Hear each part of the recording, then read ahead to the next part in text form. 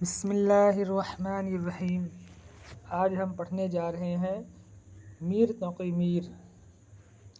میر تقی میر، میر تقی نام اور میر تخلص تھا۔ دیکھیے، میر تقی میر یہ اصل نام تھا اور میر تقی میر تخلص کیا کرتے تھے؟ میر ان کا تخلص تھا۔ آپ اکبر آباد میں پیدا ہوئے، 10 سال کی عمر میں والد کا انتقال ہو گیا تھا۔ سوتیلے بھائیوں کی بدسلوکیوں سے تنگ آ کر آپ آگرہ سے اپنے ماموں سراج الدین خاں آرزو، جو کہ اردو اور فارسی کے بڑے شاعر تھے، ان کے پاس دہلی چلے آتے ہیں۔ اب دیکھیے کیا بات ہو رہی ہے کہ میر تقی میر جب 10 سال کے تھے، ان کے والد کا انتقال ہو گیا اور سوتیلے بھائیوں کی بدسلوکیوں سے تنگ آ کر میر تقی میر اپنے ماموں سراج الدین خاں آرزو کے پاس چلے آتے ہیں۔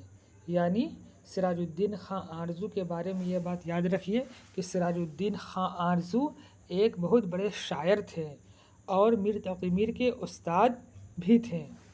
یہیں پر آپ نے سعادت علی خاں سے ملاقات ہوئی ہے اور تعلیم و تربیت کا سلسلہ شروع ہوا ہے، لیکن پھر کسی بات پر خان آرزو سے ان کا اختلاف ہو گیا اور آپ نے خود کو ان کی سرپرستی سے الگ کر لیا۔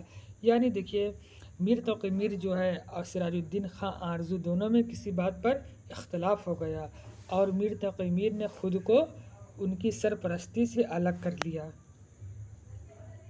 مگر معاش کے لیے در در کی ٹھوکریں کھانے کے باوجود آپ نے کسی کے آگے دست سوال نہیں کیا، بلکہ خودداری اور قناعت پسندی کو اپنا سہارا بنایا۔ ٹھیک ہے، بات کیا ہے کہ معاش کے لیے یعنی روزی روٹی کے لیے آپ در در کی ٹھوکریں کھائیں، لیکن کسی کے سامنے آپ نے ہاتھ نہیں پھیلایا۔ دست کا مطلب ہوتا ہے ہاتھ، یعنی کسی سے آپ نے سوال نہیں کیا بلکہ خودداری کو اپنا سہارا بنایا۔ میر تقی میر کے جب ہم حالات زندگی کو اٹھا کے دیکھتے ہیں تو میر تقی میر کی جو زندگی ہے یہ غموں کا زندگی ہے۔ ان کے زندگی میں بہت غم آئے ہیں اور میر تقی میر نے ان کا مقابلہ کیا ہے۔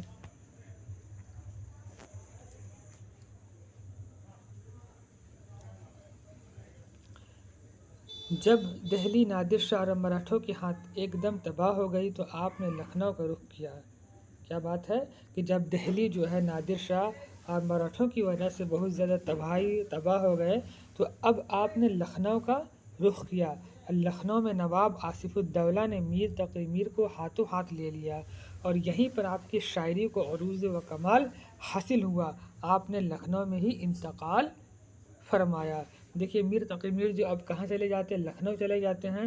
لکھنؤ میں نواب آصف الدولہ سے ملاقات ہوتی ہے۔ نواب آصف الدولہ کیا ایک بادشاہ کا نام ہے اور یہیں پر میر تقی میر کے شاعری کو عروج و کمال حاصل ہوتا ہے اور یہیں لکھنؤ میں ہی ان کا انتقال ہوتا ہے۔ میر کی تصانیف اور تخلیقات میں 7 اردو دیوان، 1 فارسی دیوان، 1 شاعری کا تذکرہ نکات الشعراء اور 1 خود نوشت ذکر میر ہے۔ دیکھیے، آبجیکٹو کے لیے بہت ہی خاص ہے۔ میر تقی میر کے ٹوٹل کتنے دیوان ہیں؟ 7 دیوان، یاد رکھیے گا، اور ان میں سے 1 فارسی ہے یعنی 6 اردو میں ہے اور 1 فارسی میں ہے، اور 1 تذکرہ کی کتاب ہے نکات الشعراء، اس کو بھی یاد رکھیے گا، اور 1 خود نوشت ہے ذکر میر کے نام سے۔ یہ بہت ہی اہم ہے، یہاں اس کو ہمیشہ یاد رکھیے گا۔ میر کی پوری زندگی غم و الم اور مصیبتوں میں گزری اور تقدیر نے کسی بھی معاملے میں کبھی ان کی پیروی نہیں کی، یہاں تک کہ لکھنؤ آنے کے بعد بھی آپ کی خوشحالی حاصل نہ ہو سکی، کیونکہ آپ کسی کے خوش آمد میں قصیدہ نہیں لکھ سکتے تھے۔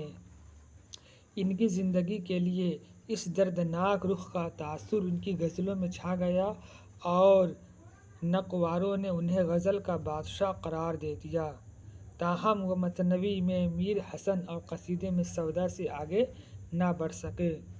دیکھیے، میر تقی میر کی زندگی کو جب ہم پڑھتے ہیں، غم و الم کی زندگی، مصیبت جھیلتے جھیلتے میر تقی میر نے اپنی زندگی گزاری، لیکن کبھی بھی کسی کی پیروی نہیں کی، کسی کو خوش کرنے کے لیے قصیدہ نہیں لکھے۔ قصیدہ کیا اکثر اس زمانے کے شاعر بادشاہ کی شان میں قصیدہ لکھا کرتے تھے، تو اس طریقے سے ہم نے دیکھا کہ میر تقی میر کی زندگی کافی اہم ہے۔ ہاں